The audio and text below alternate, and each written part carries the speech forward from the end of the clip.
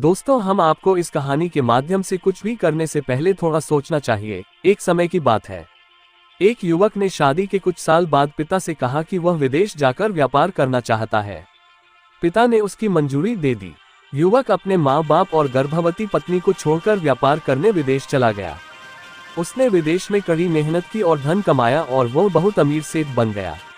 लगभग 15 वर्ष धन कमाने में बीत गए तो उसे वापस घर लौटने की इच्छा हुई।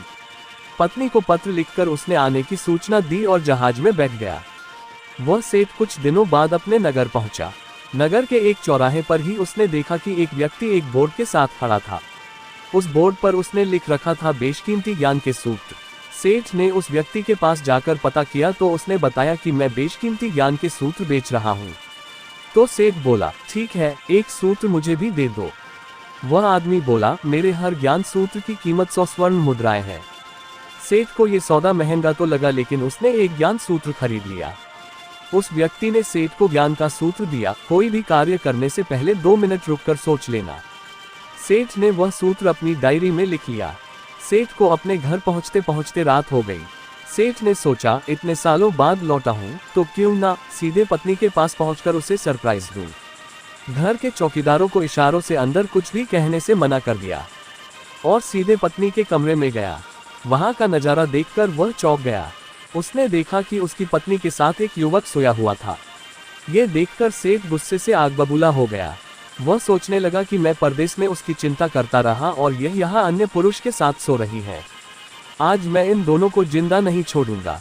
वह गुस्से से अपनी तलवार निकालकर दोनों पर वार करने ही जा रहा था। इतने में उसे 100 स्वर्ण मुद्राओं के बदले जो ज्ञान सूत्र खरीदा था, उसकी याद गई कि कुछ भी कार्य करने से पहले 2 मिनट सोच ले। वह 2 मिनट सोचने के लिए रुका। उसने तलवार वापस पीछे हटाई, लेकिन वो किसी बर्तन से टकरा गई। बर्तन के गिरने की आवाज से पत्नी की नींद खुल गई। आंख खोलते ही उसने अपने सामने अपने पति को देखा तो वह बहुत खुश हो गई और बोली, आपके बिना जीवन सूना सूना था। इंतजार में इतने वर्ष कैसे निकले यह मैं ही जानती हूँ। पत्नी ने इतना बोलकर पास सोए हुए युवक को उठाते हुए बोली, बेटा उठ जा, तेरे पिताजी आए हैं। युवक उठकर जैसे ही पिता को प्रणाम करने झुका तो माथे की पगड़ी सेठ के पैरों में गिर गई। उसके लंबे लंबे बाल बिखर गए। सेठ की पत्नी ने कहा, यह आपकी बेटी है, इसके सम्मान को कोई आंच न आए, इसलिए मैंने इसे बचपन से ही पुत्र के समान पालन पोषण और संस्कार दिए हैं। ये सुनकर सेठ की आंखों से आंसू की धारा बह निकली। उसने पत्नी और बेटी को गले लगा लिया और सोचने लगा, यदि आज मैंने उस ज्ञान सूत्र पर अमल नहीं किया होता तो आवेश में आकर कितना अनर्थ हो जाता। मेरे हाथों से मेरा ही निर्दोष परिवार खत्म हो जाता। दोस्तों, इस कहानी से यही शिक्षा मिलती है कि जल्दबाजी में आकर कोई निर्णय न लेवे, क्योंकि जब हम आवेश में होते हैं तो हमें अच्छे बुरे का ख्याल नहीं रहता है। इसलिए गुस्सा होने की स्थिति में कोई भी निर्णय न ले।